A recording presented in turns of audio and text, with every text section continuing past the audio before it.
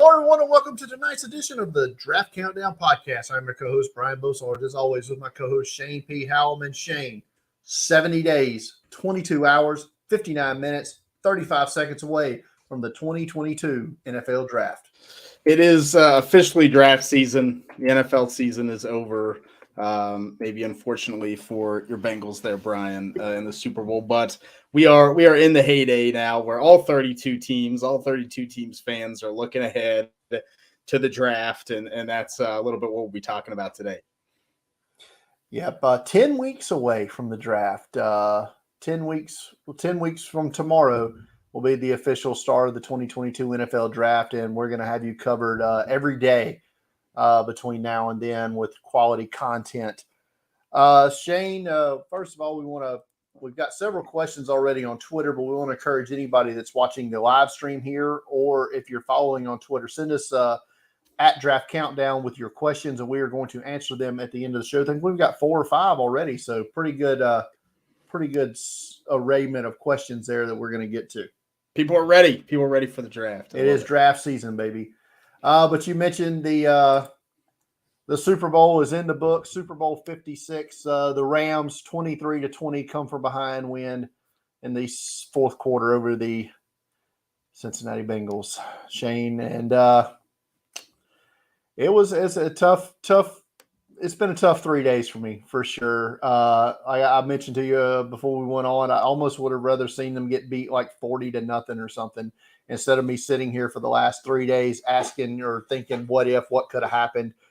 But, didn't really expect them to be there this year for sure. Thought they'd be a borderline playoff team, if anything. And they won the division, won the AFC, and showed on the grandest stage that they were Super Bowl ready for 58 minutes. Beating the Chiefs in Kansas City, I think, is a big statement too. Like it was a good season for the Bengals, and I think everyone knew what the issues were for the team going into the season. I don't think it changed. They adjusted well to play to their strengths, but we saw again in the Super Bowl the offensive line fall apart, and the starting corners can be upgraded. I mean, I think the Bengals have a little bit of work to do, but they still have one of the best young quarterbacks in football, one of the best young receiver trios in football. And that's going to go a long way to, I think, keeping them successful in what's going to be a very tough AFC and probably a tough AFC North. Still got to compete with the Ravens there. So going forward. Yeah, I mean, it's been kind of mentioned, in passing, people, I guess, maybe trying to console me a little bit. It's like, oh, they'll be back. But, I mean, in the AFC, maybe if they were in the NFC, I could see this. But, man, the AFC, just with, like you mentioned, the Ravens aren't going to have that rash of injuries again next year like they did this year. I mean, the Browns, I'm not ruling them out yet. I mean, if I am, but that's fine. Okay. Well, maybe Baker, will. Okay. But anyway, we'll pass the Browns and the Steelers, but you still have Patrick Mahomes. You still have Josh Allen and the Bills. Josh Allen, Mac Jones and the Patriots. Gonna probably get better. It's still Bill Belichick. I'll at least give him the best coach. The Chargers, Justin Herbert. He's good. Kansas City and Mahomes not going anywhere. Tennessee. Maybe they get better than Ryan Tannehill. Probably not. Probably not. But they're still a good team, and they play in a crap division. And a good chance that Aaron Rodgers and Russell Wilson could end up in the AFC. One of those guys, or both, could be in the AFC this time next year. If you're one of those teams, you don't want them in the NFC. I'll say that. So if they can ship them to the Broncos or whatever, then so it's not going to be easy. I think on the AFC side. I did find it funny that one of the books was hedging their bets and had the Packers and Broncos both at the same Super Bowl odds. So I like it. Sure, purely coincidental, I'm sure. So Shane, let's dive a little bit into the 2 Super Bowl teams. First, we'll start with the one that didn't win, the Cincinnati Bengals. And we've kind of touched on it, but what, in your opinion, and we know the main thing, so we'll go get that out of the way quickly. But what can the Bengals do in the next 2 months to get back? Here's what I would do. I would toss money at the offensive line, right? I think I would really try to address it in free agency. You're picking at 31. It's going to be tough, I think, to get an impact offensive lineman there. Maybe you can get an interior guy, but go get free agents. I think they're going to want to play for the Bengals if they're willing to pay and they have the money to do it. Let's see. This is going to be the ultimate test, I think, to see if Mike Brown opens up the purse strings and is willing to go for it here. And then I think then you can move to the defense if you do that. I mean, you can really have a defensive heavy draft, maybe get some O-line depth, and you can address corner. You can address, interior pass rusher. I think you can, I imagine Jesse Bates is probably going to get tagged. So, you can draft a developmental safety in the late rounds just in case. I think that would be my strategy if I was running the team and could do whatever I wanted. I would try to just fix the offense. It's in place. It's good. The coaching staff's in place. It's good. And then attack the defense with the young guys in the draft. So kind of the opposite of what they've done the last couple of cycles where they've attacked the skill positions in the draft early and spent on the defense this year. So let's spend on the offensive line. I really think that probably the best offensive tackle in free agency is going to be Teron Armstead from the Saints. But he does have the injury history there. Same with Brandon Sheriff at guard. I think he's the other one that I think, you want to spend big money on and can immediately upgrade it, but he's also had the injury issues. But the thing is, there's a reason these guys are hitting free agency is because the teams that they're on either don't want to pay them or there's something there. So, I think there's going to be some middle of the maybe not, I don't want to call them second wave free agents on the inside, but guys like James Daniels, who I was a big fan of coming out. He was Tyler Linderbaum in Iowa before Tyler Linderbaum was supreme athlete, but has played guard for the Bears for 4 years. Only going to be 24 years old, going to hit free agency there. So he's a guy that I would like to see the Bengals target in free agency. I think there's some cuts to be made that can add a little more dough to the coffers there. They're going to cut Trey Waynes. He's, that'll save some money, and probably Trey Hopkins looks like the center. He could be a cap casualty as well. So there's going to be, they have the 4th or 5th most cap room in the league right now. There's room to do that. I think I would rather them extend Jesse Bates without having to tag him, just so you don't have that one hard number. But you don't let him go. You keep him in house if by tag or what. But definitely that's probably priority number one for them. I would like to see them draft maybe in the 4th round. Just say, hey, who's the most athletic tight end prospect on the board right now? Let's get that in here. I want to get that guy in this offense, just to give Burrow another weapon. No offense to CJ Uzama, he ain't exactly gonna be. Wasn't exactly the athletic darling coming out of Auburn when he was drafted in the 5th round. So I would like to see them maybe just a developmental athletic tackle, just so Drew Sample doesn't have to go on the field anymore. Fair enough. Yeah, but I'm interested to see. It's going to be a big offseason, so it'll be fun. Yeah, like I said, you've now showed everybody. You showed the entire country on Sunday. People who had never watched the Bengals play before this season watched that game Sunday and said, "Oh, has it been like this all year?" The answer is yes. But so the Rams are the Super Bowl champions. What's next for them? Is Sean McVay going to retire? Is Aaron Donald going to retire? These are questions surrounding the Rams right now. And you have to love the shirt. Did you see the shirt that Les Snead wore at the parade today, Shane? I did not see it. He wore a shirt that had a meme that went around after maybe the Odell trade or whatever, where it basically just said "F them picks." Oh yeah, and he wore okay. A shirt with his face on it that said "F them picks" today. I appreciate his candor, I guess. But as draft people like we are, we don't like to say F. We like all of it. So, but no, the Rams, they currently don't have a pick in the first 2 days of the draft. I think they're going to get a comp pick. when they're announced in the third round. But currently, they don't have any. Yeah. The comp pick will be their first, and I think they're still projected to get that, even with a couple additions there in the third round for the 49ers. Look, there's not much they can do. I think their cap space is better than it looks right now on paper. It looks like it's in the negative, but they're not. It's not the Saints situation where they're like really bad.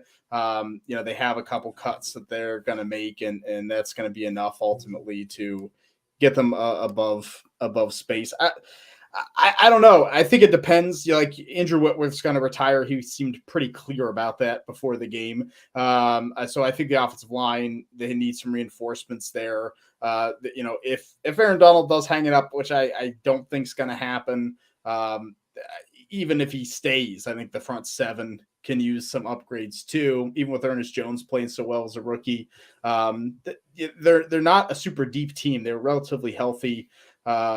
And if Odell Beckham's not going to come back, then you need that second receiver. That was huge for them. Like Robert Woods, where's he going to be?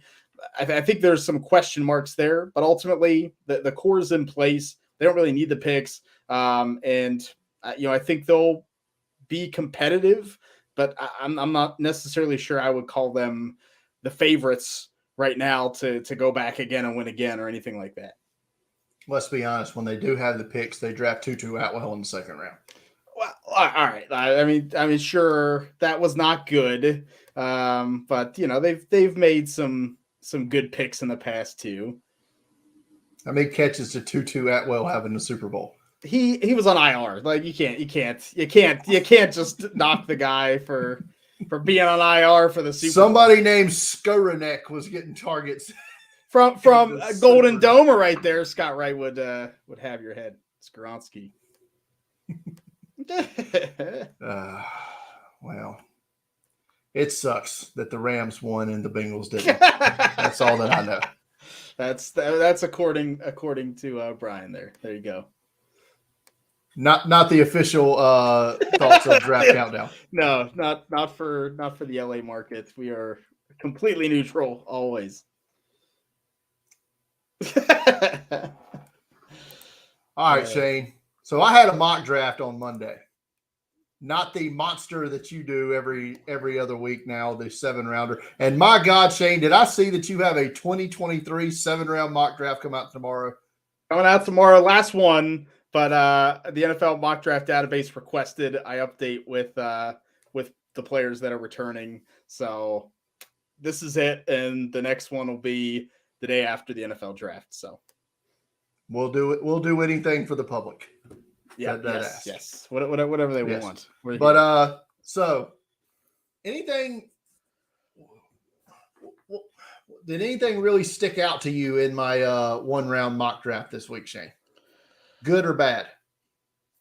Yeah, I think there were some things that stuck out to me. I think we could talk quarterbacks briefly because I think that's interesting. We've seen some mocks now from some of the national pundits having all these guys fall to past 15. You had Kenny Pickett at 9 to the Broncos, Matt Corral, 11 to Washington.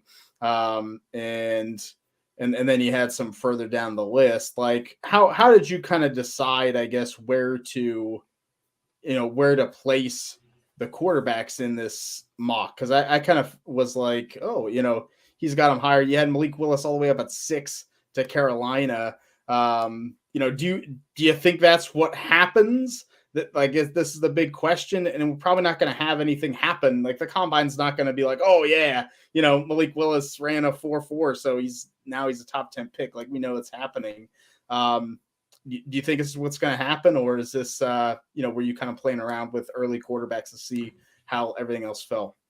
I'm just with Carolina, I think I had them go the quarterback there. I don't necessarily like Malik Willis there, but I put him there just because I think they're wanting to make a splash. But if one of the offensive tackles were to have fallen to Carolina, that's probably where I would have went with them. But all the 3 top ones went in the top 5 of this mock draft. and I think that's a very real possibility. I honestly, the more and more I think about it, I like Malik Willis in Atlanta as a fit because I do think he needs to sit the year, I guess. And you can't get rid of Matt Ryan just because of his contract for at least another year. So that might be the perfect place for him to go. It would allow Atlanta to transition to him. And I have sort of quasi compared Willis to Michael Vick in a couple of radio interviews I've done. And I think Atlanta fans would like that because I think they loved Mike Vick when he was there.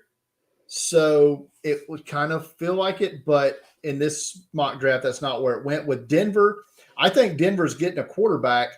I just think it's going to be a veteran and not end up. I think that ninth pick might end up going to Seattle or going to Green Bay in some sort of trade for Rodgers or Wilson or something along those lines.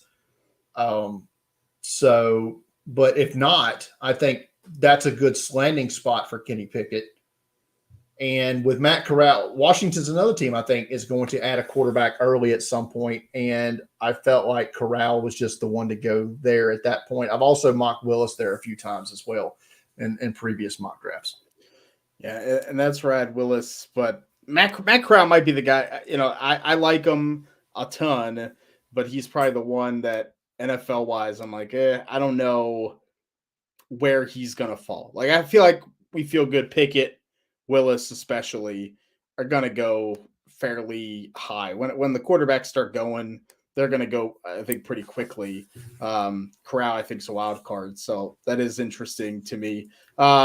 Let's keep on the skill positions because I think the receiver breakdown too is another kind of wild one, and I think we need the combine a little bit to really figure out where these guys are going to go. But you have Treylon Burks, wide receiver from Arkansas, 10 to the New York Jets with the pick that they got from the Seahawks. Garrett Wilson, receiver from Ohio State, 13 to Cleveland, and then Jameson Williams, 18 to the Saints.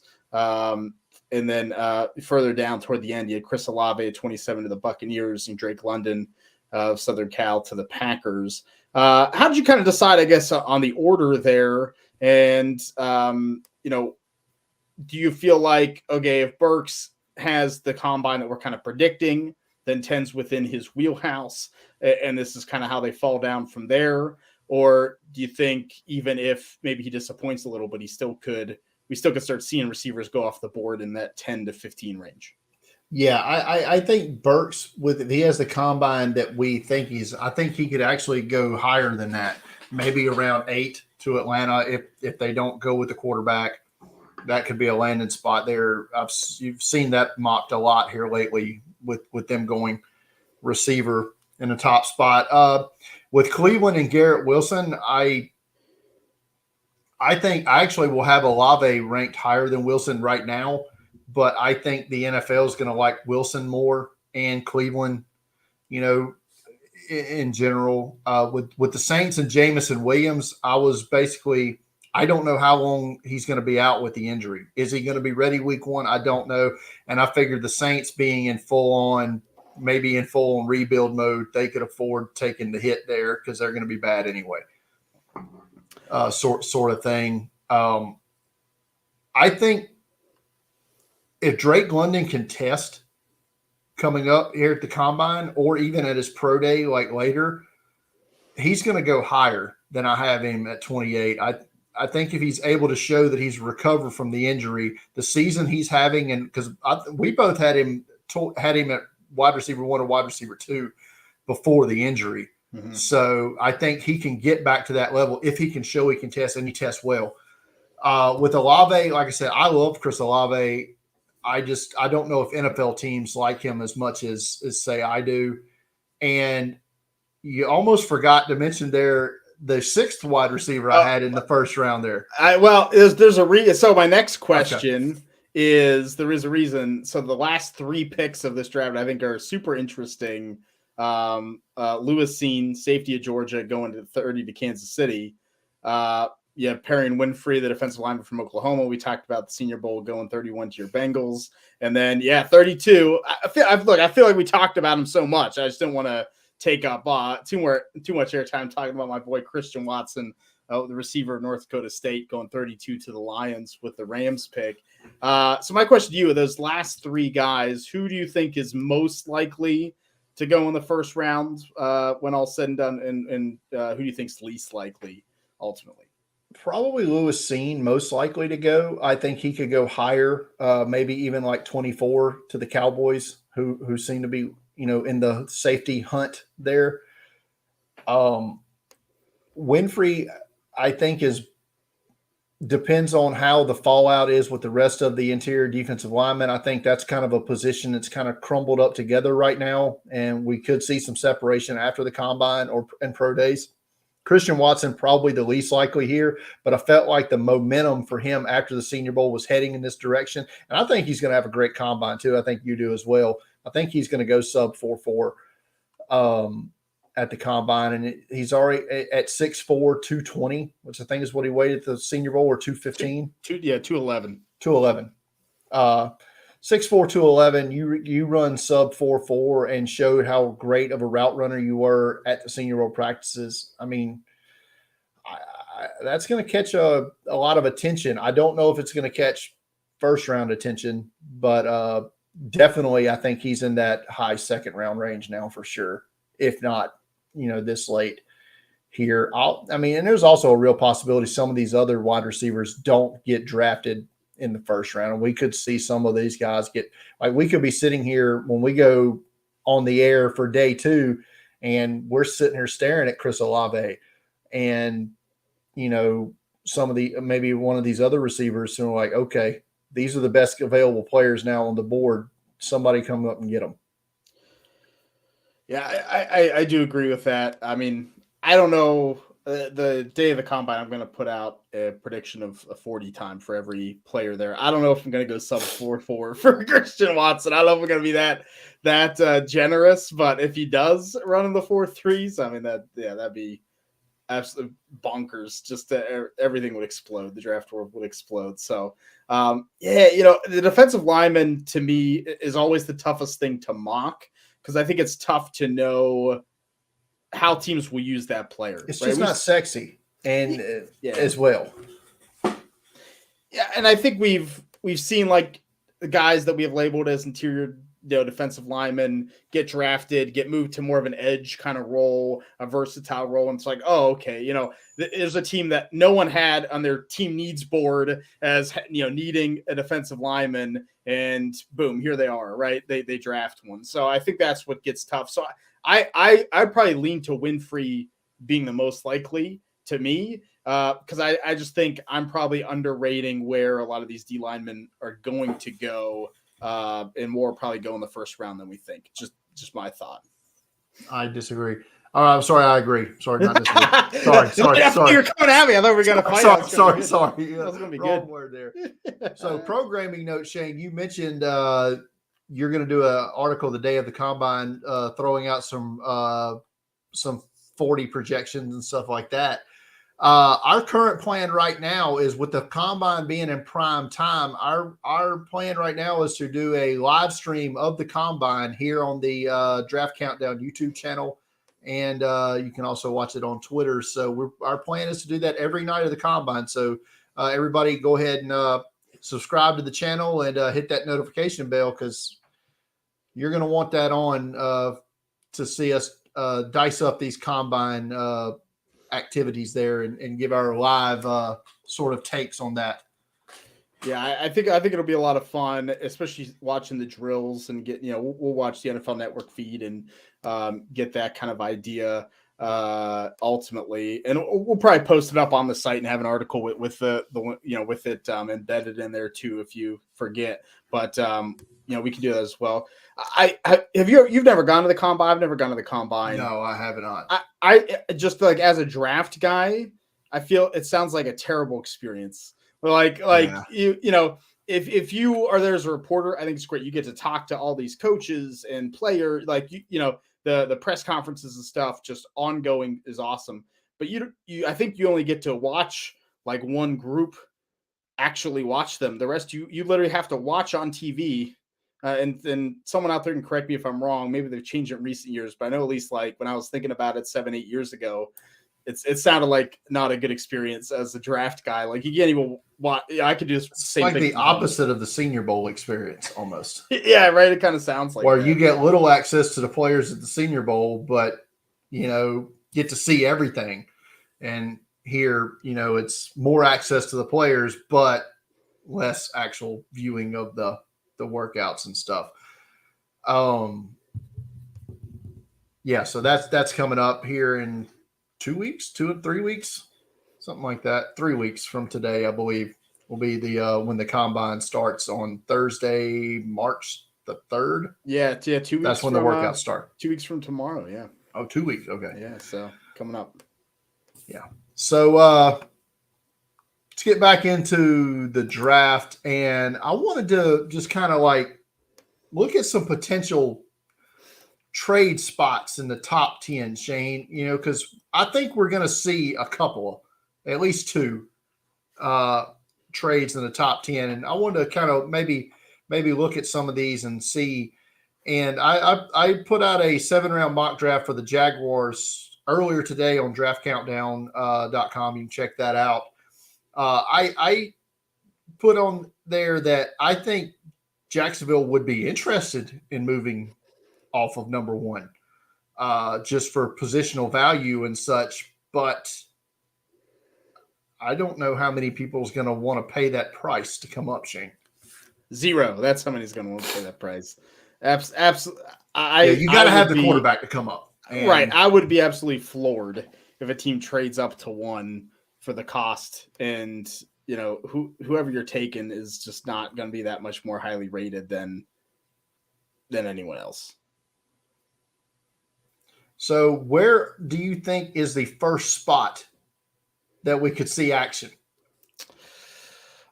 Yeah, see, I kind of disagree with you. I don't think we're going to see that many trades in the top 10. I think the back end more so, but once again, it's just who are people moving up for? Are you moving up for one of the edge rushers? I don't know if that's necessarily the case. Like, I don't know if anyone's going to move up for Thibodeau or Hutchinson. Like, I could see maybe 5. I would say maybe 5 for one of the offensive tackles, right? If we have kind of the top 4 that we're thinking in your order on Monday: Evan Neal, Kayvon Thibodeau, Aiden Hutchinson, and then Ike Mekwonu from NC State. Then I think Charles Cross becomes, I think he's such a step up from the next group of offensive tackles. That could be a possibility, or maybe 4. Maybe someone says, okay, I want one of those 4 prospects are the top tier.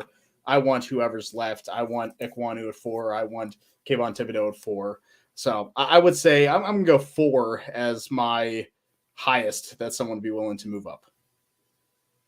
Jets already have a buttload of picks, so maybe they are okay, or maybe they just, maybe they want to use them all. Carolina has shown a propensity of trading a lot, so they could be a spot. Maybe they don't want. Maybe that is the spot to trade up for the quarterback.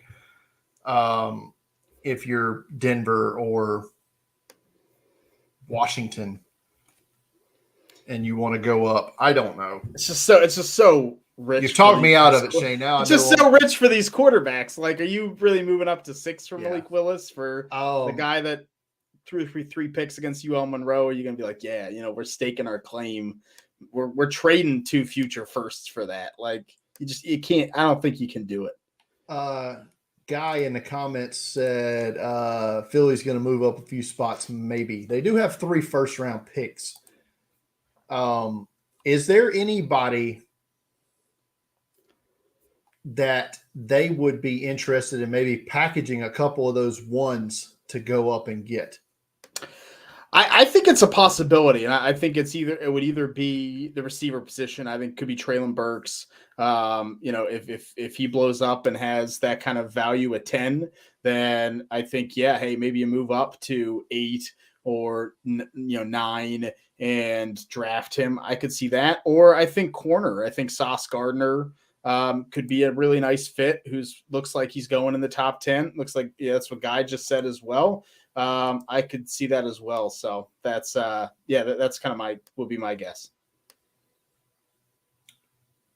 So back end of, it's, I don't want to say it's commonplace, but it does happen where you see a team trade up into the back end of round 1 to get that 5th-year option on a quarterback. We saw the Ravens do it with Lamar. We saw Minnesota do it with Teddy Bridgewater. Is that a possibility of a team coming up and just use my mock draft as an example? Would a Sam Howell be worth trading into the back end, or Desmond Ridder, if that's your flavor, worth trading into the back end of round 1? Or if Matt Corral were to, maybe teams don't like, maybe Matt Corral falls to the bottom. I think this is a draft that's more likely for that to happen than the past few, just because the quarterbacks aren't elite. So they're not all going to be gone like last year, where by 15, Mac Jones was gone. No one's I know we always get the rumors of every top 7 quarterback getting drafted in the first round, but no one was going. I think Howell or Corral could be there if they're sitting there at 29, at 30, at 31. I think there are probably teams that maybe look to move up. Once again, I think the only issue is, do you have a team that's picking high in the second round that's willing to do that? Like Detroit already has 32. So maybe, they can move up from 32, I guess. Like Houston might feel comfortable enough with Davis Mills. I don't know. The Jets have their quarterback. I think the Giants might be comfortable enough. And Carolina doesn't have a second round pick. It's like, so now you're getting to the back end of the top 10. You got to move up from, right. So that could be tricky, but I think this would be the year for that to happen. I almost put Sam Howell to Detroit at pick 32. It's going to be a common pick. I'll say that. I think so. I think you're probably right. All right, Shane. So we're not going to have the longest episode that we've ever had tonight, because we're kind of, I think we talked about it before, we're kind of in the middle of, season, so to speak. We're into the NFL season, but we're still a few weeks away from the combine. We're going to have a great guest coming on next week talking about the combine. We're going to have Kent Lee Platt of Raz Football coming on next week to talk about, we're going to preview the combine with him. So we'll definitely have a lot of combine talk coming up in the next few weeks. But we do have a lot of questions we're going to answer tonight, Shane, from the old Twitter machine here. So we'll start out with at Dirty Birds with a Z, capital R, ask, why does everyone hate George Karlaftis now? Yeah, we saw some mock drafts today from some of the big wigs. Todd McShay most notably released his with Karlaftis falling into the mid-20s to Tennessee, I believe. I could be wrong, but around that area. I don't know. I don't think that the NFL is going to hate George Karlaftis. I still don't see it. Sometimes it's like, okay, I really like a player, but yeah, I know the NFL probably isn't going to love them. George Karlaftis is not that guy. Like, edge rusher is still a premium position. Could I see him falling behind Jermaine Johnson? I think it could happen. But I mean, after that, you're telling me that no other team is going to want an edge rusher to the late 20s? That just does not seem, that's like number 2 after the quarterback that teams need. You have a lot of teams with that need. I think he's going to still go in the top 20 for sure. We mentioned Kent Lee Platt coming on next week. Follow him on Twitter at MathBomb, by the way. But he tweeted out some preview of cards or whatever, and he plugged in numbers that Bruce Feldman had in his Annual Freaks article and plugged them in just to kind of show you what George Karlaftis and Aiden Hutchinson's RAS could be. And they both had 10s. Would be one of the most athletic players at the position ever. Wow. Going back to 1987. Just plugging in the numbers, you know, and like I said, those numbers, you could have a bad day or whatever, doesn't end up being like that. But if George Karlaftis goes into the combine and does anywhere like from anything over a 9 something. Yeah, anything over a 9, RAS, I'm in. Yeah, he's not going to fall to 26. It's just not going to happen. Let's move on to the next question. At Dante3346. He's not even supposed to be here today, Shane. Which event holds the most weight in draft stock this time of year? All-Star games, pro days, combine. So I'll give my order. I think combine's 1, and I know like maybe that's for as much as we've talked Senior Bowl, that's a stab in the back there. But I just think the combine, you get the underclassmen, you get everyone, you get numbers on things, like you get hard data that you can compare apples to apples. I still think it's very important. I know so many people will talk down the combine. Well, you know, what they do on the field is more important. Of course it is. But, you know, this is justifying getting to see that and saying, yes, this is true. I know it's true. Or seeing what you see on film and saying, whoa, those numbers don't match up. Let me go back and make sure that I was correct.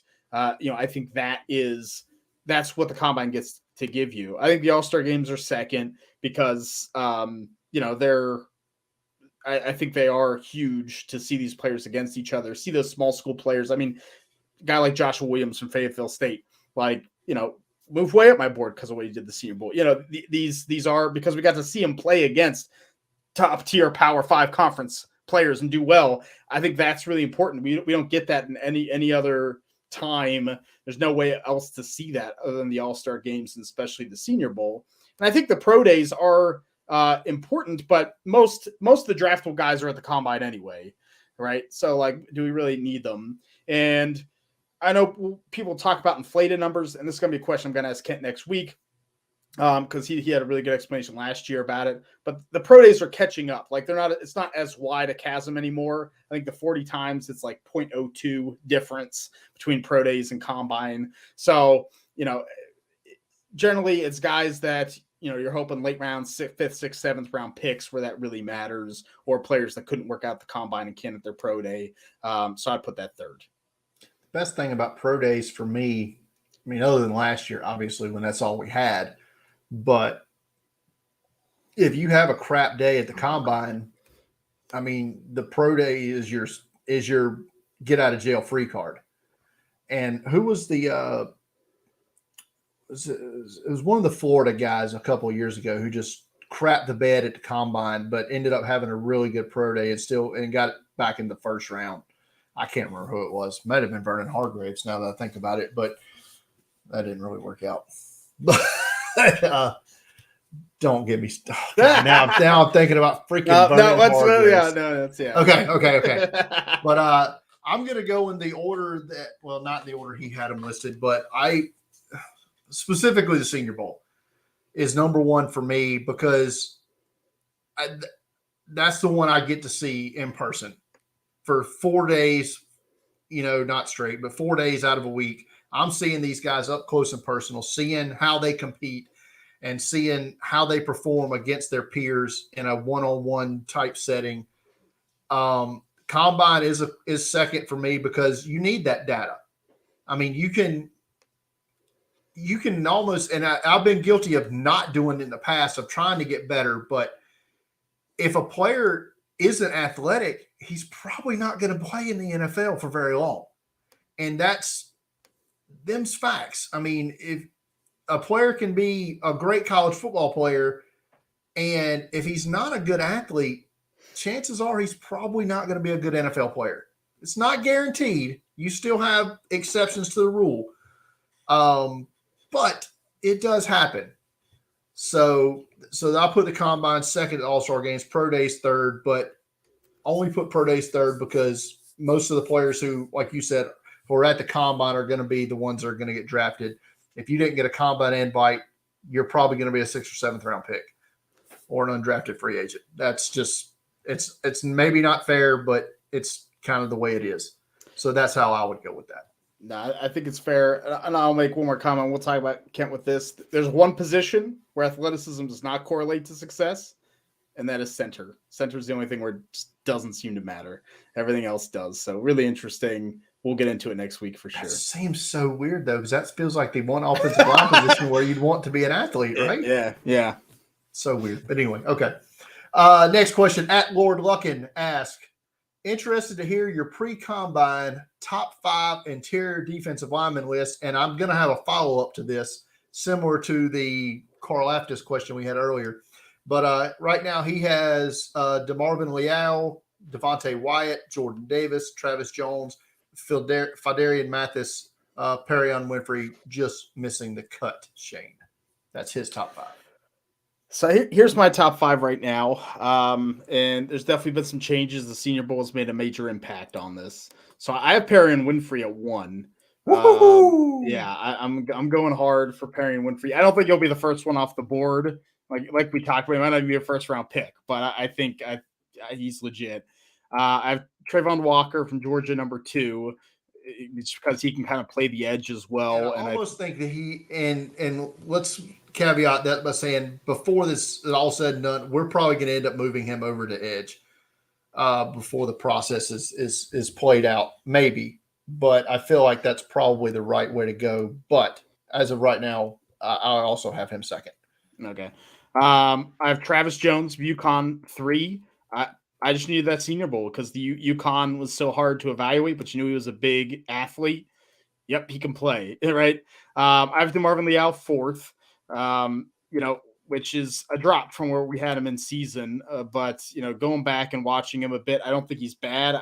I do think the NFL is not going to like him too much, and I still like him a lot. I still have him fairly high in my top 100, but I just think I think he's a little bit of a tweener. Where's he going to play? Where's he going to be most effective? And I have Jordan Davis 5th,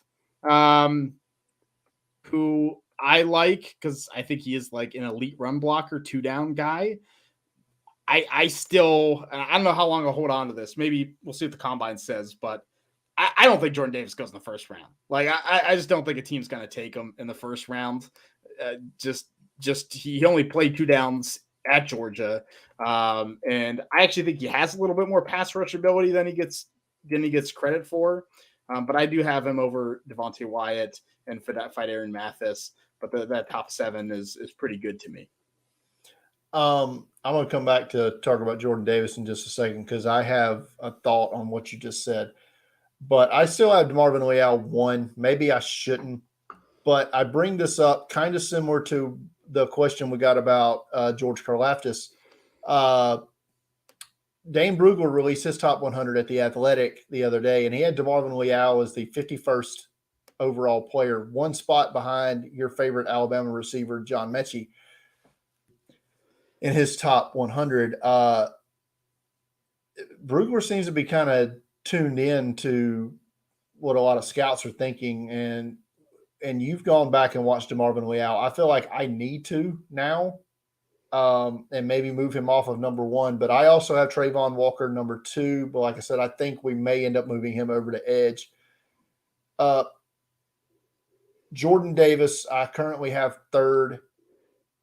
Perion Winfrey 4th. Travis Jones 5th is my current top 5. But quick thought on Jordan Davis. You mentioned he was only 2-down guy at Georgia. I feel like he is a better prospect than Dexter Lawrence was, who I also viewed as a 2-down defensive tackle coming out of Clemson, and he went 14th overall. Now, Dave Gettleman's retired, so I don't know. It's helpful. That doesn't help Jordan Davis, I guess, when the one GM who would view that as a top 15 player is gone.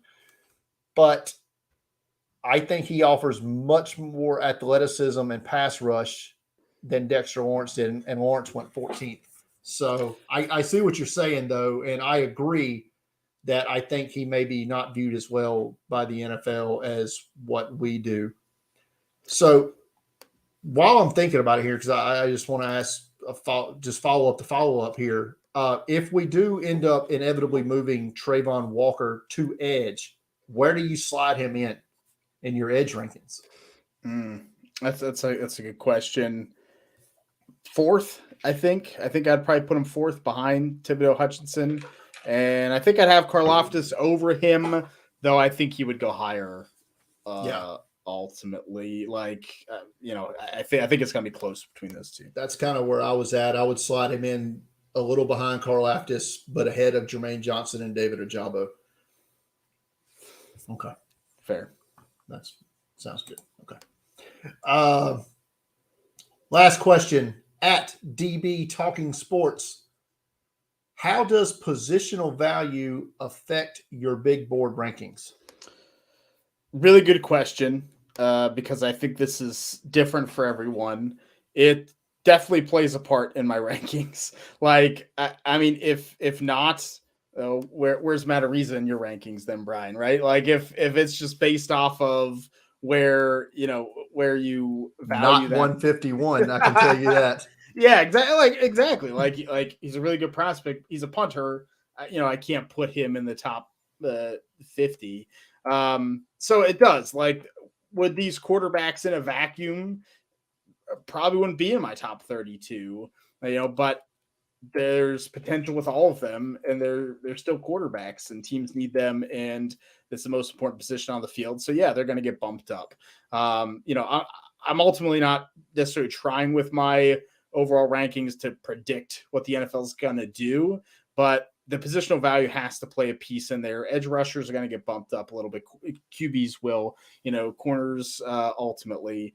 So I think you just have to kind of play that game of how much do you make this move. I used to try to not do it. And I mean, the big board is a disaster. It just looks like a disaster because it doesn't reflect the NFL. And I don't think that's the goal of my big board to say, because guess what? When NFL teams have a big board, if their vertical board, it's going to take positional. The positions are going to be what they need, and what is important is going to be in effect there. I think that's going to be. We'll definitely come back to that in the coming weeks before the draft, and we'll kind of like go through how, because I think me and you will differ on how we value certain positions. I think I might value positions a little bit differently than you do. Maybe not the top ones, but as we get further in, so I'll be anxious to see how you value each position. To answer the question on my end, 2 years ago I did not, and my rankings before that I did not really put position value in it, and because of that I got crucified up to the draft for having Jonathan Taylor as the number 2 overall prospect in his draft class. Jonathan Taylor's pretty good. Yeah. I'm not saying he was the second best player in his draft class. Maybe he was. I don't know. But I got crucified for that. And, so now after that, I kind of started adding some positional values, formulas and stuff into it. Like, okay, well, this year I don't think there's a running back worthy of being ranked in the top 32 even. But I wouldn't do it anyway at this point. So, spoiler alert, that's going to be the lowest positional value of non-specialists. Yeah, right. Yeah, I think that for most people, I would guess running back, and so I think that'll be a good episode. We'll have to do at some point in March. There, we'll have to really dig into that. Yeah. Right. Thanks for watching as always, Dwayne. We appreciate that. Yeah. Final thoughts, Shane, on this weekend in draft and what we got coming up. I think it's actually going to be a good weekend for content, at least for me. Like you mentioned before, I'm going to have 7-round 2023 mock tomorrow. I have an article I'm excited about on Sunday. I'm trying to break down how to do like scouting reports, and so I'm comparing each quarterback to a classic NES video game. One of my three loves there is football, video games, and musical theater. So I don't think it's time to bust out the Phantom of the Opera comparisons yet. So we're going to stick with video games here. So look forward to that. If you're in the elder millennial or earlier Gen X generation, I think this will hit home with you for sure. And then I've started going to start working on my mock draft for Monday, 2022 7-rounder. I am absolutely just enthralled with the thought process of this article. Like, who's going to be Metroid? I'm ready for it. Who's Excite Bike? Who's Tecmo Bowl? Who's Mario Brothers? I can't wait to read this. I've got some interesting stuff coming up here over the next couple of days. I'm starting to do some individual team mocks. I'm going to try. My goal is to try to get every NFL team in between now and April 28th. Started with Jacksonville today. Had the Detroit Lions, I believe, coming up on Friday, and I'm going to do the Bengals on Saturday. Also coming up on Saturday is the final All-Star game, I believe, of the circuit. It's the HBCU Legacy Bowl. It's taking place in New Orleans. I'm going to have a write-up about that coming up next Wednesday, but I'll be watching that on at some point this weekend. I'm going to record it on Saturday and get a report up on that. I saw a lot of those guys that are playing in that game at the HBCU Combine a few weeks ago, so be interested to see some of those guys out on the field.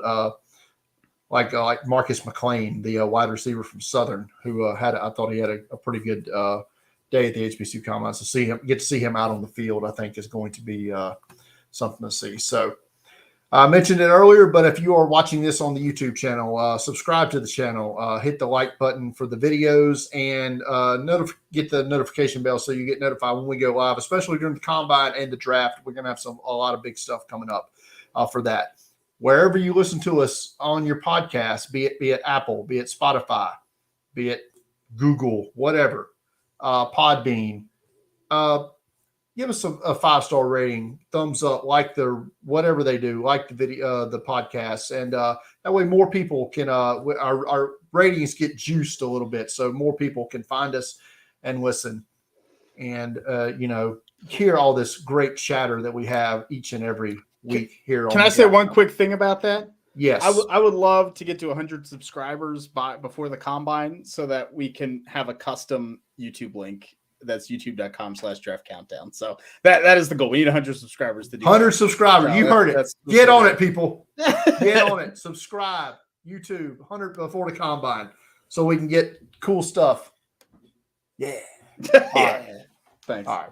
That's going to do it for tonight's episode of the Draft Countdown podcast. Follow me on Twitter at Deep Fried Draft. Follow Shane on Twitter at Shane P. Hallam.